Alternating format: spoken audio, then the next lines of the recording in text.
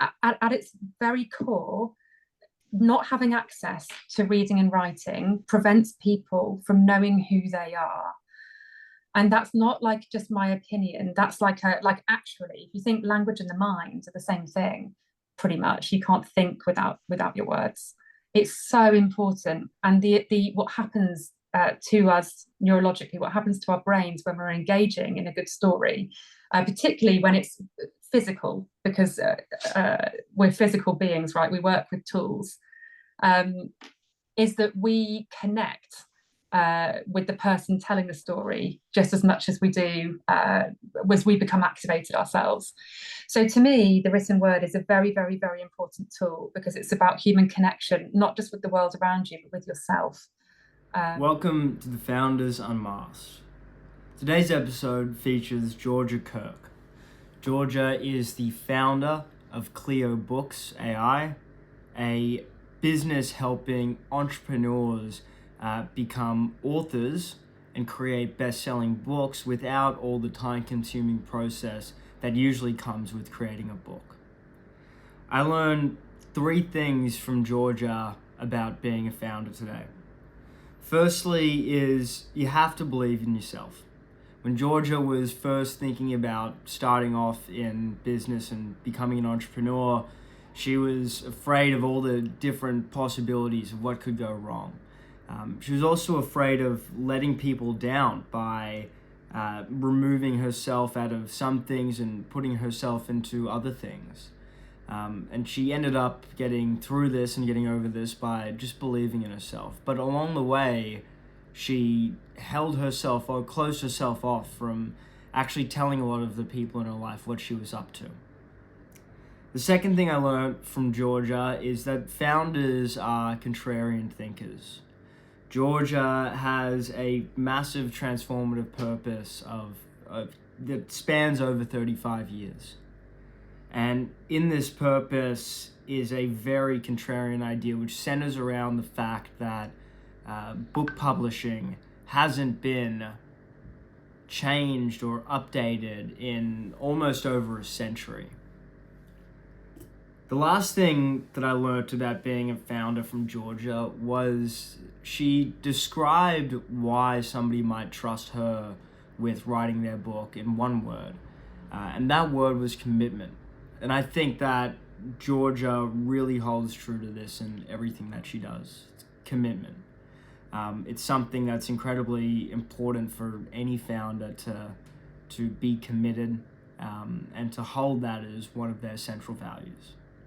So please, without further ado, join me in watching the most recent episode of the Founders Unmasked with Georgia Kirke. Thank you. How long have you been a founder for, Georgia? How long have you been an entrepreneur? Just over 8 years. Right. How are you finding it? I find it the best way to sum it up would be when people complain, when I hear people complain at the weekend that they've got work on a Monday morning, and I think, thank God I've got work tomorrow morning, right? It's joyful, it gives me purpose, it's really, really hard. Why do you describe it as joyful? Why am I describing it? Where do you get joy from as a founder right now? I get joy from probably like a lot of founders, like results. Right. I don't like sitting on my hands. I don't like having to wait for things. Books is what I help entrepreneurs, leaders in particular, bring their books out, and so those are long-term projects, but there are wins to be had along the way, and I like seeing the transformation in other people. I like hearing about the wins that they do. I don't just like focusing on creating this physical product, but it's also an expression of my own creativity, and I think that's there's a lot of joy in that. Coming up with ways of doing things that are unusual or unique, that can help people just go on and get a lot done in their own lives. Right. Why did you choose to become a founder 8 years ago? I suppose I'd always thought that was what I'd do, but I had loads of misconceptions about what it was. And so when I was like before that, I probably just felt a little too unequipped, or a little too in the dark. And my friends used to say, like in my 20s, I had quite a lot of comments like, you need to start your own thing, you need to do your own thing with that, you need to and it just felt like something that was really far away and like a process that was really unaccessible to me. And then I worked with a lot of founders in a job that I had, and I realised how different they all are, and how there isn't this like blueprint that you follow, and how starting is as simple as you open your laptop and you do a thing. And so when I realised that, it still took a lot of courage. I was still scared, but that was when I was like, okay, fine, like of course I can do that. Where do you think your courage comes from? I was taught. I was taught. I suppose by watching other people. You just do it anyway. Like I used to wait for courage to find me. So I used to think that if I do enough research, or if I ask enough people, or if I have enough experience, then I'll know when it's the right time, because I'll feel the confidence. And I realized that was backwards, and completely illogical, and that like doing a new thing is where all of that comes from. You have to just do it, and then because you can't know it until you've actually done it, and so you may as well do it anyway. And then you can you can kind of take what you learn and apply it from there. But I still had the hang up of the fear of failure part. I was still scared, like, what if I do it and then it doesn't work? And now when I think about how much stuff I could have gotten on and done if I hadn't had that hang up, it's a bit cringeworthy now. I probably fail at something daily, regularly. It's not something I really notice outside of taking away the insight, really. I've always found courage really rare. You found it? Courage is really rare. Who was the person that pushed you over the edge? You went from being scared to scared and courageous, because if you are courageous, you are scared. You just act anyway. I had I knew what I wanted to do. It was my boyfriend at the time actually just said, yeah, we'd kind of discussed what my plans were and what I wanted to launch. And when it came to it, I still wasn't like on the day I was supposed to kind of launch this thing. I sort of wasn't doing it. It got to about 2 o'clock in the afternoon, and he was at home that day, and I had a home office, and he kind of came through and was just like, "What are you doing?" I was like, "Working." And he was like, "On what?" And it was like something else. And so he was just like, sorry, can I swear on this show? Is that all right? Yeah, Jesus, yeah, go for it. Well, he just said, like, for fuck's sake, Georgia, just fucking do it, will you? And just shut the door and walked off. And I was just like, and I realised that really was all there was left, I just had to get on and just kind of press the button, really. Right. When you were sat like and not doing it, do you remember, like, looking back now, do you remember what was the blocker? Or can you see it more clearly? Yeah, I was worried that I would let some people down by taking myself out of one equation and putting myself into my own equation. And so there was this inbuilt people pleaser part of me that was worried about all these other things that actually were no longer serving, the future I wanted to create. Again, illogical, but I was kind of bound a little bit by that. And that's just part of my conditioning at that point.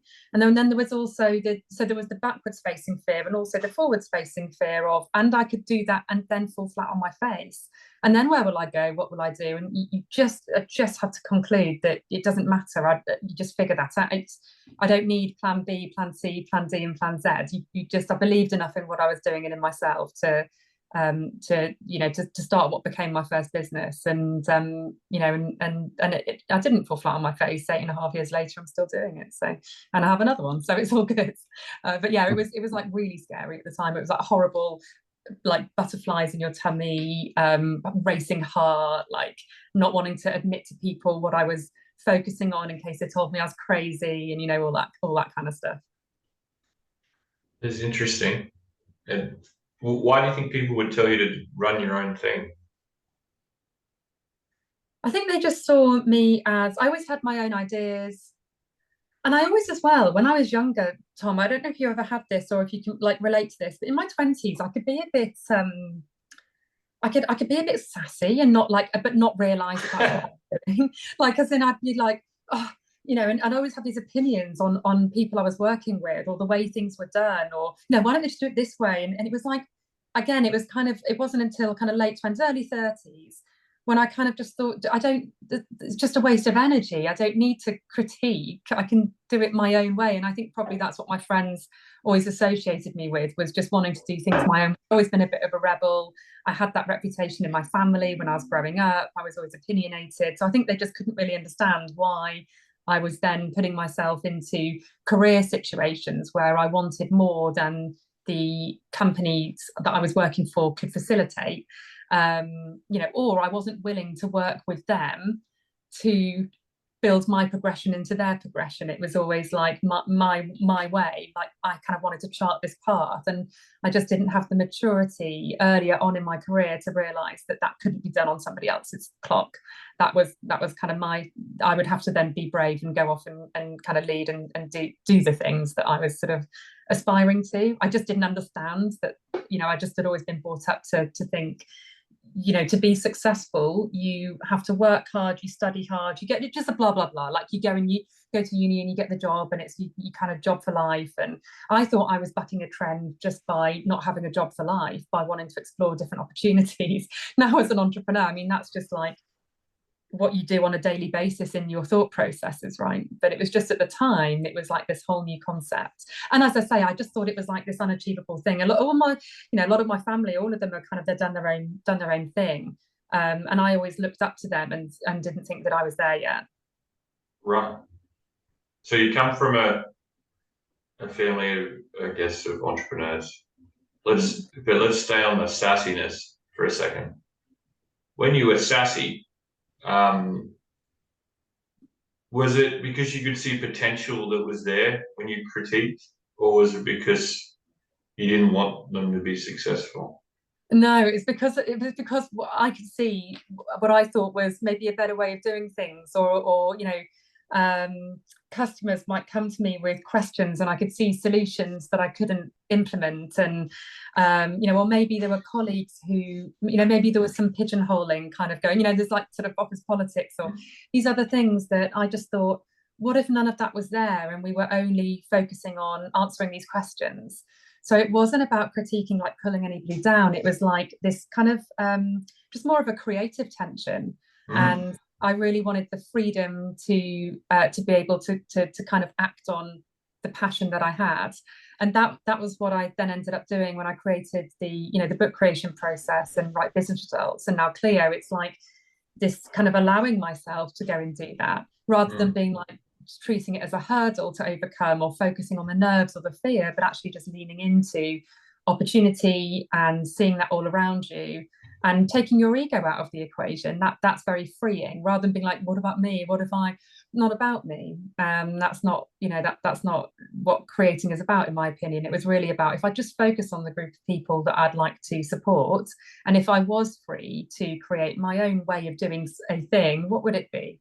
And books are one of my earliest passions, and so it seemed to make sense to match up people I wanted to work with and help with something that I care a lot about and know a lot about. And yeah, so it was, you're right, it was more of a attempt to manifest something positive than anything else.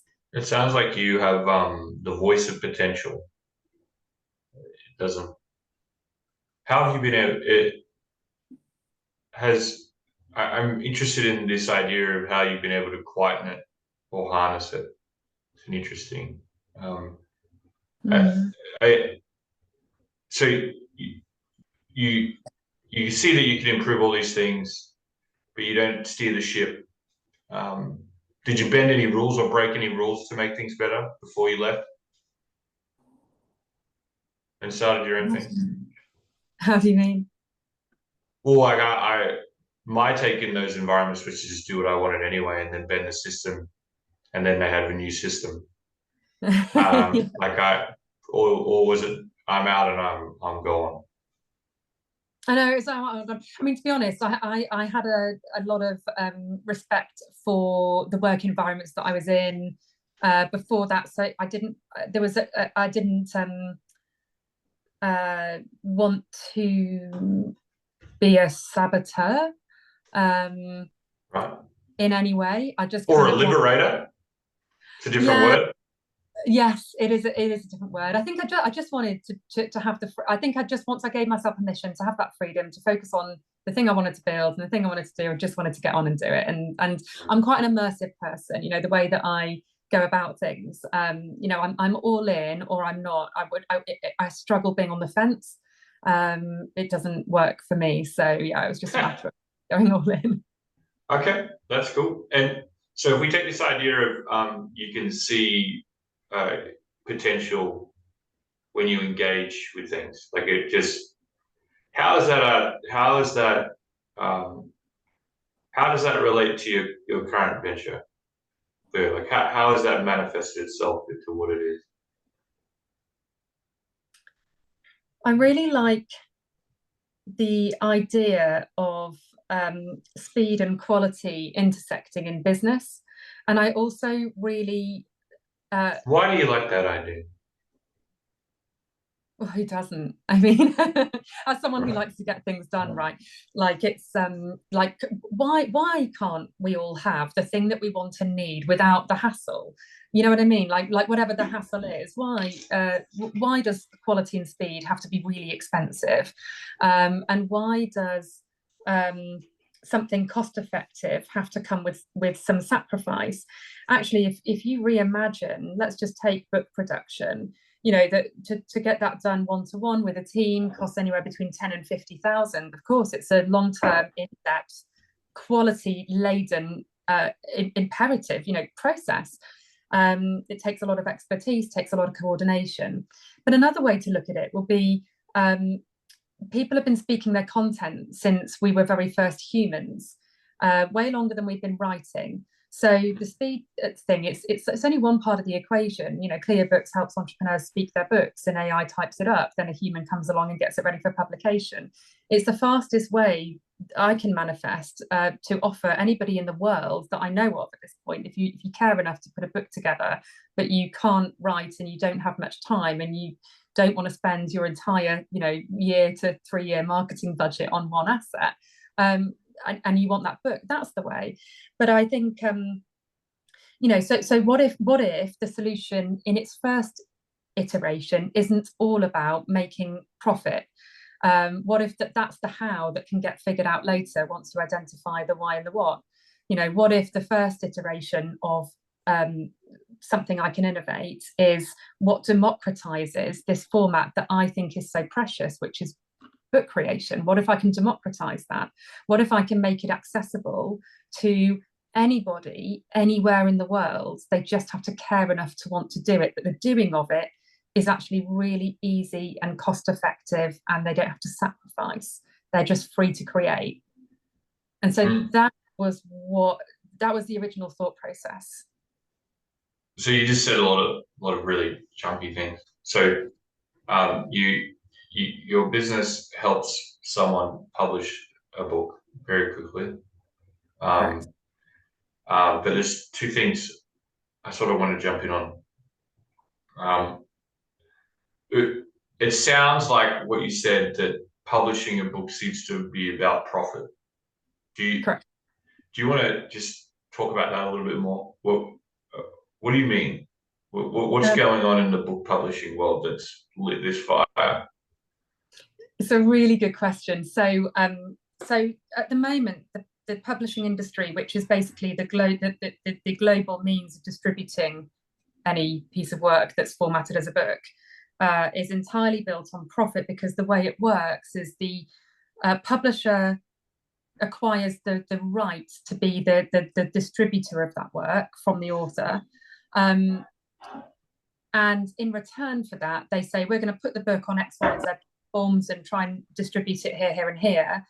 And so we'll pay for the manufacturing of the book. And then whatever the difference is between that and the retail cost, we'll then take a chunk of that profit as ours, and that's how we earn. So it's completely reasonable on the face of it, right? But the reality is, it means the publisher doesn't get paid until a book is already produced and out there in circulation, which is quite an intake of risk. But it also means that they're getting paid, they're paying themselves, I don't know what, a £5 a book sale. So they have to work on loads and loads of volume. The author would then get paid £1-2 a copy of the book sold. So they're not incentivized to focus on promoting their own book in that way. They're better off using the book as leverage to earn bigger money in their business. So there's these like pennies going around all the critical parties, but the focus at no point is actually on getting the book into the hands of the right people to have the biggest type of impact. It's about how do we just sell a lot of copies quickly so that one person or one cog in the machine can make the profit it needs to keep on doing that on repeat. So and who makes the profit? Well, the publisher makes the profit in theory, but they have to. Small publishers, it's a challenging model, because you would have to operate at scale to make enough profit to keep on doing that, because not every horse makes money, right?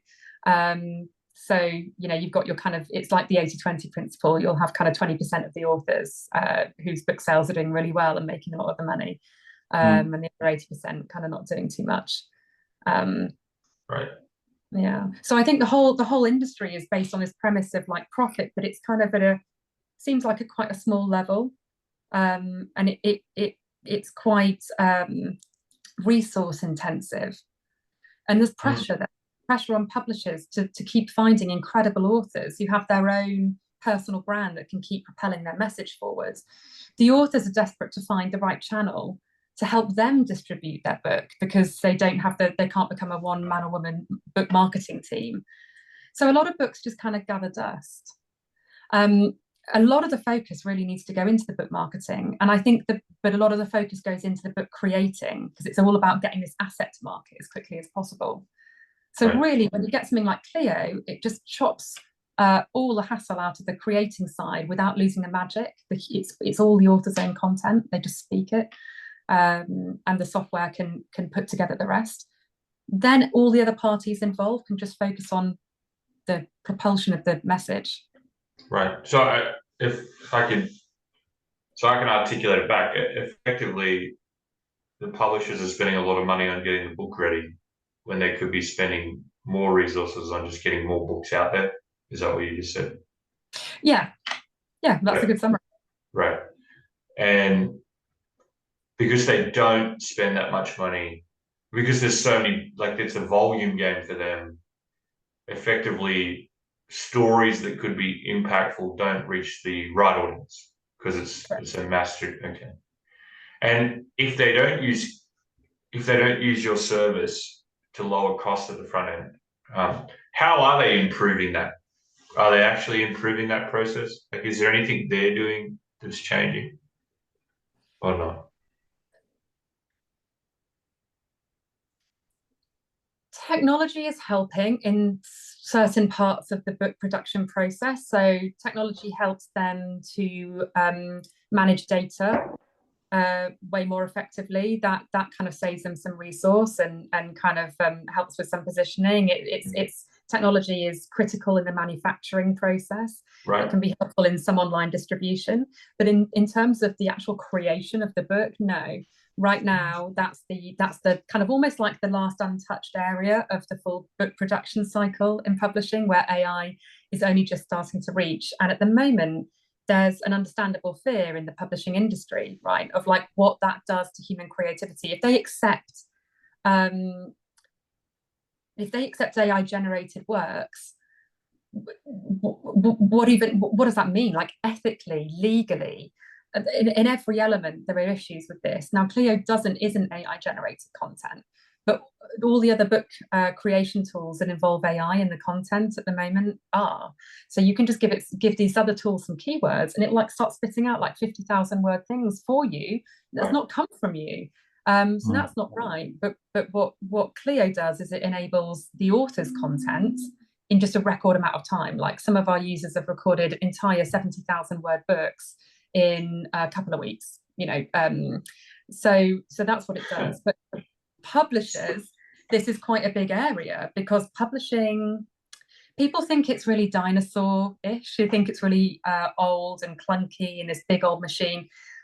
It's old, yeah, sure, but imagine it can't be clunky, it can't be so risk averse. It wouldn't have survived for centuries if it was. In actual fact, it's one of the most innovative industries in the world, probably one of the most innovative that the human race has ever seen. It's lasted for fucking ages, but it's done that by innovating in a really big way but like not regularly. So every big innovation in publishing will happen, then nothing happens for decades. What was the last thing that happened? Just because you are a very contrarian thinker, so I just like to, I know I don't want to deviate too far, but what was the last thing that happened? Self-publishing platforms was a big thing, and that was kind of in the 90s and early noughties. Before that was the download of the first ebook, which was actually in 1971, and a lot of people don't think it's that long ago. But before that, it was the late 1800s, with Blackwell's in Oxford, and that was the same year Edison invented the light bulb, right? That was a century ago. And before that, the most notable thing would have been the Gutenberg press in the 1400s. And before that, we're looking at scribes. And prior to that, we're looking at cave walls. And before that, we're looking at spoken, just very short stanzas. Yeah. Okay. Is YouTube one of the biggest publishing mechanisms? Okay, yes. So you're right. I mean, in terms of book publishing, those are the milestones I just mentioned. But in terms of content publishing, yeah, for sure, YouTube allows creativity on a whole new level. Okay, so you've got effectively, I think Bloomsbury, who owns Harry Potter, is the only independent publisher left. Actually, I think most of them are conglomerates. So you've got these big publishing houses that use platforms for distribution and put a lot of money in probably finding people and making the book and then distributing it. And what you're saying is that if they were better at distributing it, more stories would get out there. So what is it that you've mentioned it a few times, but what is it that you're doing differently? And why aren't they doing it? Yeah, that's another good. So part of the barrier to more distribution and getting more stories out there is getting the authors to write the books and hand them in at the right level and on time in the first place. So I specialize, just for clarity, in non-fiction. I don't work on fictional books or novels. I only work on non-fiction books with business leaders, and that's an important distinction, because with novels there's a lot more creative freedom and a lot more independence is possible. But when you're a business leader and you put pen to paper, it's about furthering your business impact and financial performance. And it's also about your reputation, your personal brand. So you don't want to just like sort of say F it and just try something. You've got to kind of put it together in the right way. Publishers will sign this incredible author in the making. So as in a successful business person, great profile on LinkedIn, really proactive, got some marketing experience / capability / contacts, put together a good business case. Most people they wouldn't even really know how to present themselves in that way in the first place, right, to a publisher. They'll just send in this draft business book, or they'll send in all of the things they love about their own content, rather than sending in the business case for the publisher to take the risk on taking on this book. But let's just say they can do that, and they send in an amazing publisher submission. The publisher loves it, they strike a deal, they get signed. Then what? What does that entrepreneur then do? Like, most entrepreneurs are not inbuilt authors. Many entrepreneurs have ADHD, they are dyslexic, they are time poor, they are working on significant business development projects already. They cannot just suddenly magic 200 spare hours out of thin air to now learn to become a writer overnight and start putting that book together themselves. They can hire a team, they can hire a consultant, they can hire a ghostwriter, editor, and we do that in my services business, right? But then that's cost prohibitive to most. What if they don't want to do that? So Clio solves that problem by giving them the digitized consultant. They go through a book plan, they get asked the questions. They don't need to think about how to put the book together. They just need to answer the questions to give the content. Clio will then organize that into a book manuscript and do the inconvenient typing for them, so they can get out from behind their computer. How does it do that? What's the secret sauce? Well, it's trained on hundreds of processes that I've been refining over the last 8.5 years in Right Business Results. So you're the secret sauce. I'm the secret sauce. Yeah. Right. Okay. Why do you think you've been given? What is it? Because you see the potential in every story, like you see the potential in a workflow. What is it? You've obviously trained it a certain way. Most people worry about their own content. Is it enough? Will anyone read it? Too much detail, not enough. There are some best practices there, right? But in reality, that's the bit they should worry the least about, because nobody knows what you do, Tom, better than you, Tom. You know who you are, you know why you do what you do. You need prompting to get it out there, to get it out of your head. What's in your head is chaos. What goes onto paper has to be order.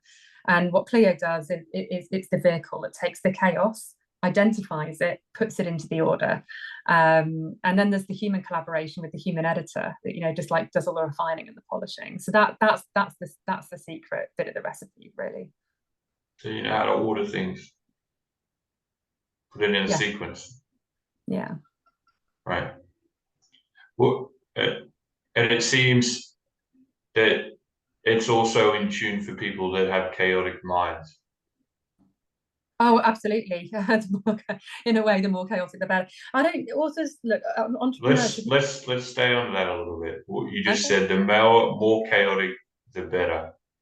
Are you saying the most impactful stories that come from more chaos, or are you saying that you like to put your system to the test by entering more chaotic thoughts? What do you mean by that? The most impactful stories are those born out of lived experience. Right.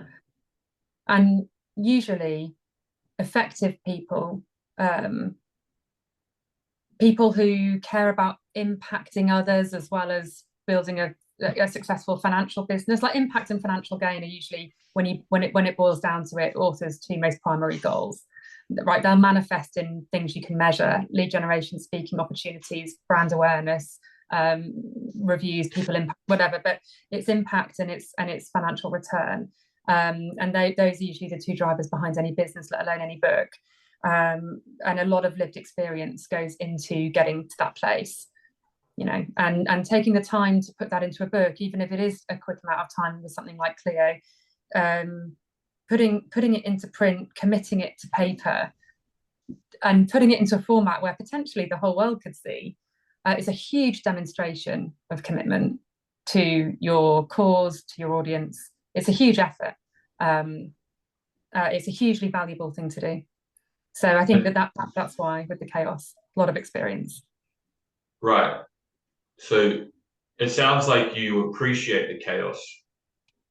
Whereas if I was a big publisher, I'd probably incline to only appreciate the chaos if the reach of the individual would guarantee sales.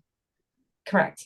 Right. So why do you appreciate the chaotic or the misunderstood? Where does that come from? I had a really unconventional upbringing, and right. It's given me an awful lot. Like, it's given me an awful lot of tools, an awful lot of inspiration, a hell of a lot to be grateful for.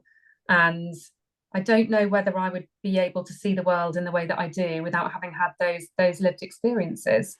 And when I was when I worked at Strategic Coach, when I was in business coaching, and I was in a room with, there could be 30 entrepreneurs in one of their workshops, what really struck me was just how absolutely nobody's the same. Anybody who looks at a successful business person and thinks that they're part of an elite is mistaken, as we all know once you've been in it. everybody comes from a different place, right? What unites them is a certain mindset, is a desire to turn whatever's happened to them, whatever mess they've created for them, or whatever it is, whatever the chaos, they have a desire to turn that into something that will help somebody else. And that's what's usually at the base of a lot of businesses. And that was certainly my life experience as well. I've loved books since I was a little girl. My 7th birthday present was a typewriter. For me, books are just the way I personally go about helping people put that out into the world. It's just my version of it. Okay. Why would I trust you to tell, in your system, Clio, to tell my story versus a publisher? I'm a dyslexic founder. Why would I trust you? Publishers don't help people to follow the steps to tell their story. They provide the means of mass distribution. But let's just say there's somebody else who's a consultant in this area. I don't know who that person would be in their experience, but I mean, in terms of mine, I've got the passion for it, which is a lifelong passion for it, which I think is important at the base of any manifestation of any product. But I've also got nearly a decade of domain expertise in publishing now. I've worked with over 100 business books. I've literally worked with people who have just shown up and said, I just want a book. I don't know what on earth I'm going to write about. And I have to unravel like all of that stuff that's in their head and make it make sense. So there's publishing codes and conventions. There's personal experience. There's my business coaching background that comes into the commercial aspects of the processes I therefore create that go into the books that make them tools that people can actually leverage. And then there's this like huge passion for not just the book, but the person behind it. Right. So I don't care about the experience. I don't care about the competition. I care about passion. But maybe what's one word to describe why I would trust you? Just one word. Oh my gosh, that's a really good question. With my story. Why should I trust you with my story? One word, why you would trust me with your story. Mm-hmm. One word.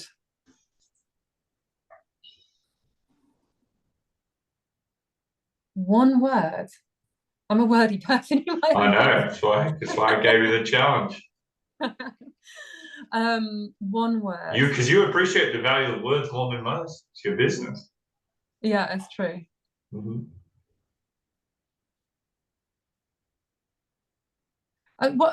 Commitment. Right. There are times when Tom, I will hold your commitment to that process when you may not even feel like holding it for yourself, right? Yeah. Because I know what it'll do when it's out there. Sorry. I know, just chipping in here slightly, knowing you, Georgia, and actually having gone through the Clio process myself, the word I thought was duty, as in duty of care. And it's a version of commitment, duty. You can argue it's in the same category, but I just I want to reflect back to you a little bit, just because I think it's interesting. What's emerging is there's a bit here of, like as Tom was saying, there's the kind of industry and the competitors and the mechanics of it, but actually there's this sort of duty of care to the person in the middle of it with the chaotic mind, and the value of the story that's muddled up in there that could be. Well, it could become value, to others if it comes out of their mind onto the page. The chaos to order transition, and the purpose and the passion bit. And for me, there's an interesting nexus, maybe 3 elements that's come out of this conversation, which is interesting. Is one, there's 2 things there: passion and people. Then there's chaos and order in another little bit of the Venn diagram, and then the third circle is, you said earlier that I've always been a bit of a rebel, and there's this sassy thing kicking off. And I'm just wondering how that intersects into this, in this sort of disruption, change, people, chaos, order, and in the middle of it, there's this sort of duty of care that to the author.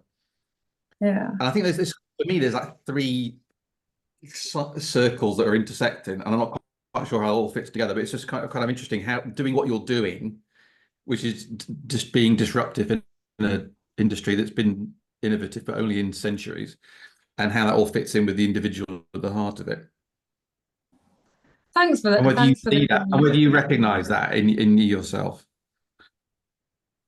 Yeah, I think it's just how I've been. I think I've been programmed this way, and I think it's also a bit of who I am. And I think there's no escaping it. Like, I have 7 younger brothers and sisters. There's duty of care there. There's responsibility there. Are you the eldest? Yeah. Right. Yeah. The oldest. Yeah. That makes a lot of sense. That makes sense. Yeah. So I'd like to just stay on commitment because it was your word. Have you ever thought of yourself as a leader before? Yeah. Right. Do you feel like you're one now? Yeah. Do you feel like your business will become one? Like my business will become a leader. Yeah. Like a leader in its field. Yeah. And what does the business need to do to become one?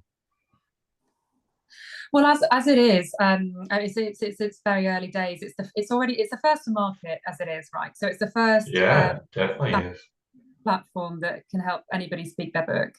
I can't go too much into some of the plans for it at this point.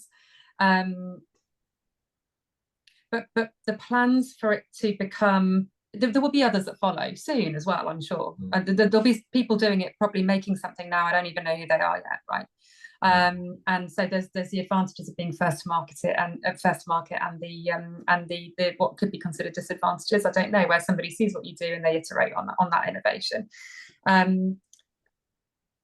But my commitment to this is part of a 35-year plan. It's not about a 2 to 3 year plan. 35 years. How did you get to that number? Is that how long you think it'll take to change industry, develop the technology? That's a very random number. Clio probably won't exist in 35 years, right? Oh, I don't think so. No. So it's nothing to. No, I think it probably will. The way you're thinking, where's that number come from? My bigger purpose, as I say, it's just manifested in Right Business Results and in Clio, and at the moment in the publishing industry. My bigger purpose is really around self-expression and the positive impacts on society and the economy when that is facilitated, and in particular self-expression via the written word. I care very much about literacy, and I don't know if you're aware of in the States, for example, 69% of those in prison are thought to be illiterate, or at the very least have real struggles with reading and writing. A large percentage, similar percentage of those who reoffend have the same issues, right? It leads to an awful lot. It leads to civic disengagement, where people can't participate in certain political conversations, ideologies, philosophical notions. At its very core, not having access to reading and writing prevents people from knowing who they are. And that's not like just my opinion. That's actually, if you think language and the mind are the same thing, pretty much. You can't think without your words.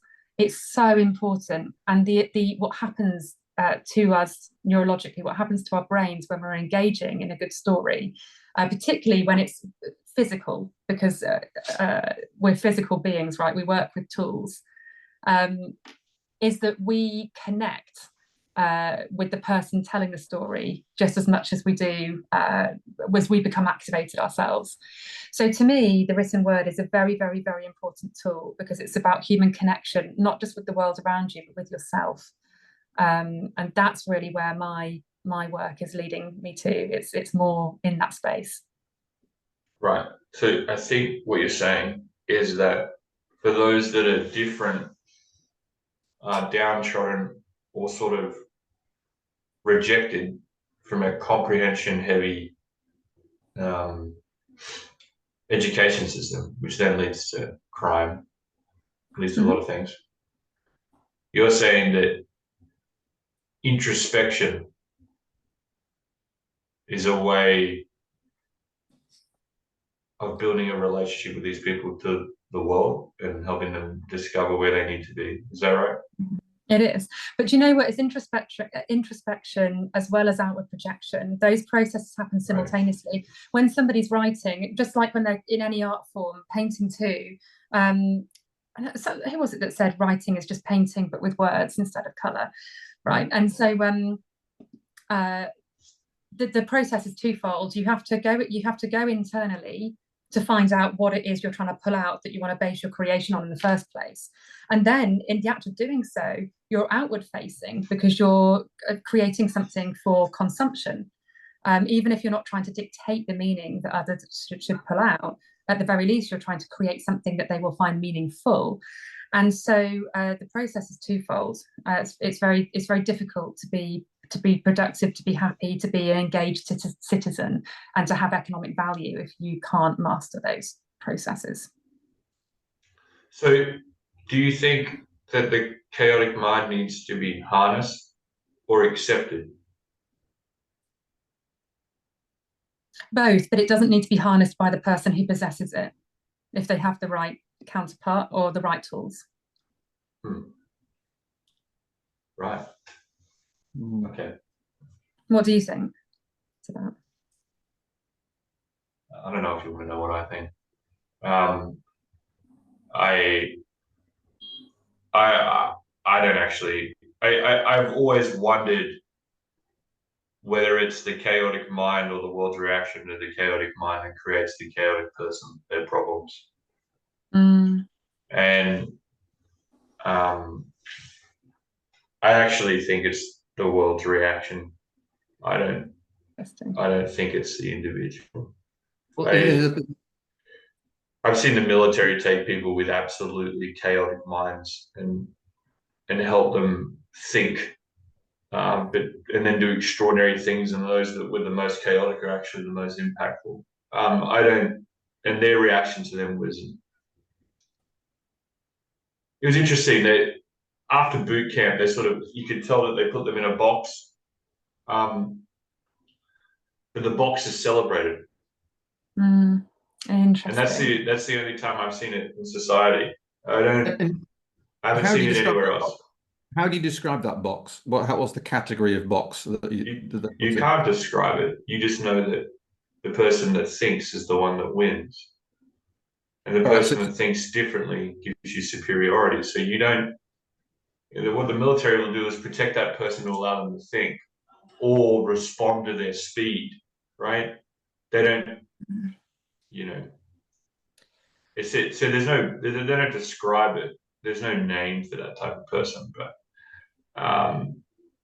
they call them a heat seeker in basic training, but we all know that the heat seeker is the one that's going to get us out of the crazy shit or create it for someone else. So they have a very particular path for those people, to the point where our most dominant military brands have the saying, "Who dares wins," which leans into the art of completely breaking all the military rules. So, to me, they're celebrated, but that's the only time I've seen it in society. I've never seen it celebrated in the artistic world. Never seen it celebrated.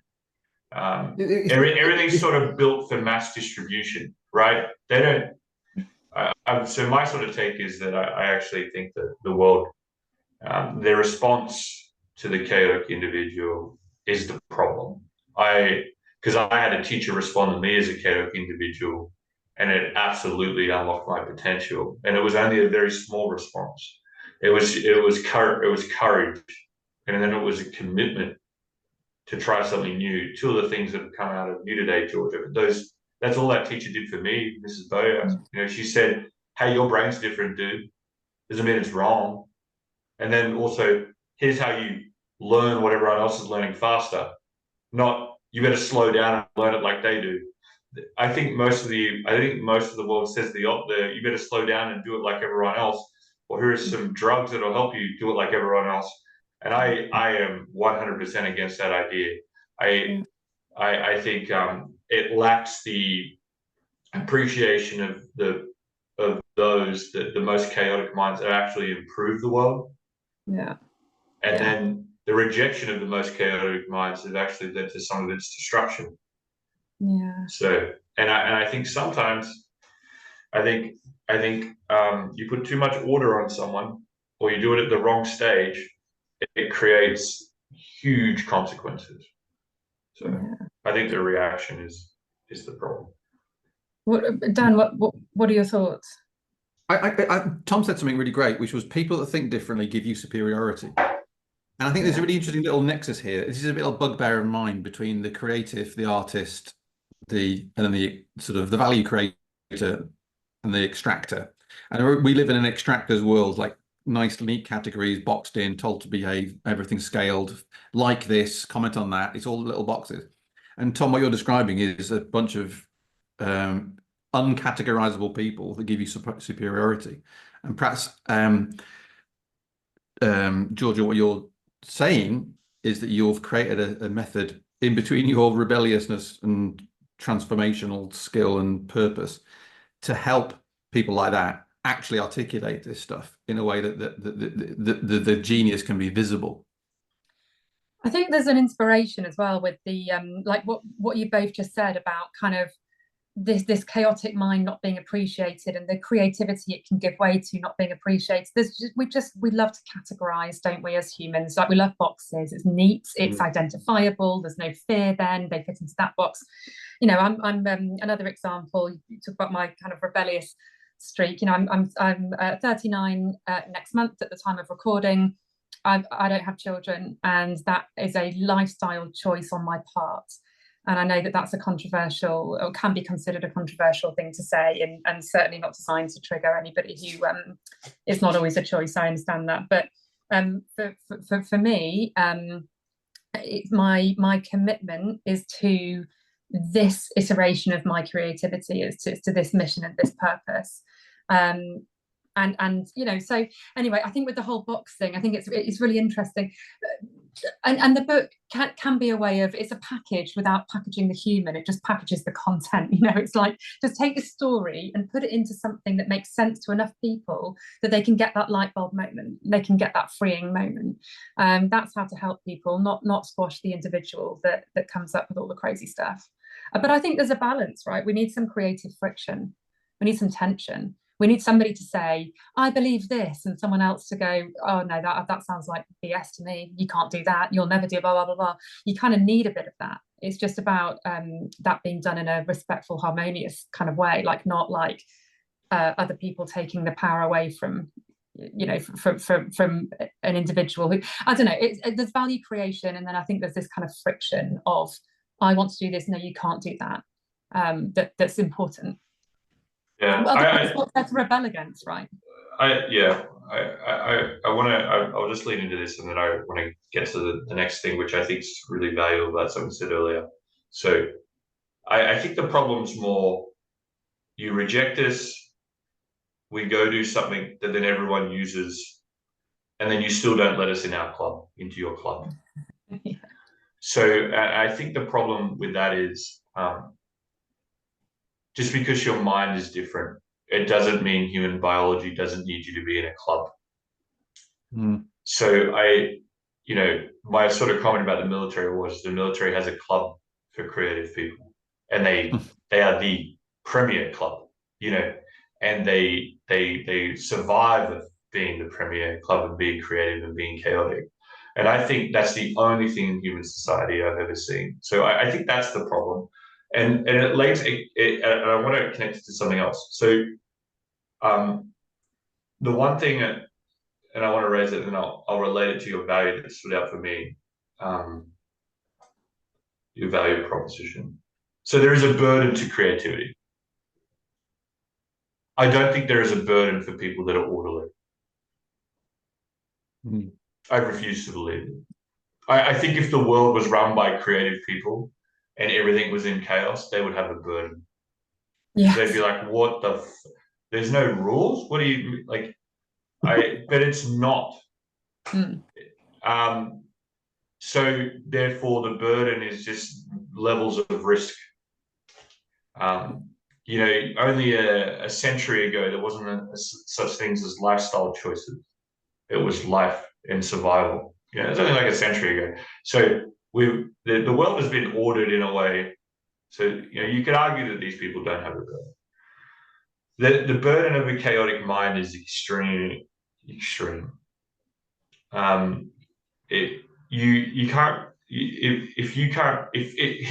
why, and I think this is why I think your tool could be valuable, and that's why I'm getting into it. If your creative mind generates you a benefit, then you keep sharpening it. And the problem is, you then get benefit from your creativity at the same time you get rejection. So everyone that's in your family needs you to keep being more creative, but it's not healthy for you because you're still getting rejected. That doesn't happen for people that are more orderly. If they get more orderly, the world accepts them more and they get paid more. If you're creative, it's just like you're a bigger target.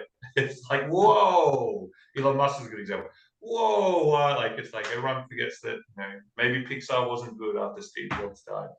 Just going to call that out. But I'm just sort of, I just think that that's a really interesting phenomenon. So when it comes to telling your story, the thing I like about what you said that's really important is speed. Mm-hmm. I don't want to spend too much time doing reflection if my mind's that way. Mm-hmm. Yeah. And the reason I want to say that is what would be stopping me writing a book is reliving the detail of the things that have happened.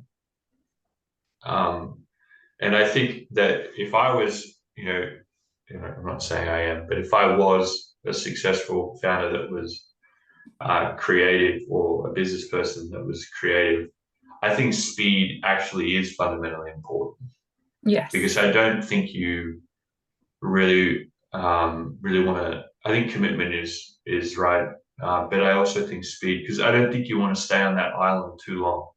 Yeah, for sure. Because you've got to move on and create the next thing, right? Like it's freeing up headspace is vitally important. Yeah, I also think reliving it's not reliving the rejection of your success is also the other problem. Yes. And I think you understand that. Yeah. Yeah, But I think it's like there's a lot of self-acceptance, though, I think that's necessary. If you're going to kind of step up and be a leader in whatever your field is, I think with that does come this, there's, there is a resilience that's needed. And you just get better at it over time. You don't wait to become officially resilient, but I think you just got to, that there is just a part of like accepting that you are fallible, and that part of being chaotic means that you will get it wrong probably most of the time. Doesn't matter. Like, I think that the worst thing that can happen to people is they're so out there, they put themselves out there, like you say, you get that rejection, and that it can be so crippling, it can be so shameful, that the kind of going again feels hard. And I just think, just when you can get to a place where you don't mind, don't worry about it, just or even better, embrace it, and just use that, like, you don't want to be too crazy about it, like I'm rebellious, but I don't feel the need to do something just to prove others wrong, right? I want to focus on what I see as value, what I see as valuable. It's not about a personal drive to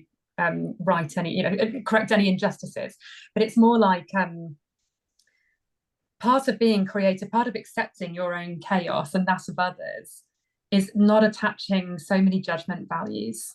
I think, like positive, negative, scarcity, abundance, right, wrong. It's kind of like just observe what's unfolded, take the reflection, and then move on. Like you say, I don't think we need to labor any points or stay in the emotion, or I think just kind of need to keep looking forwards, but not to not dwell, not kind of live in any guilt or shame.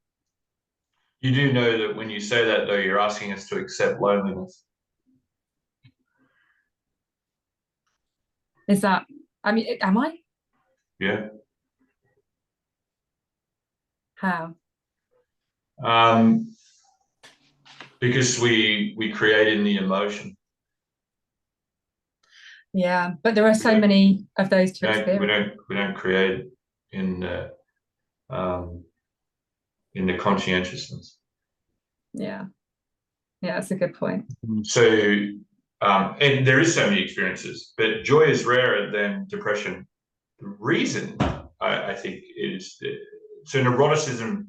You can test someone's neuroticism, but you can't test their optimism. Yeah. The brain's designed that way. So, and it's a safety mechanism. So, Yeah. I think what you're articulating is you're the right person to speak to because you've got a foot in each camp. Yeah.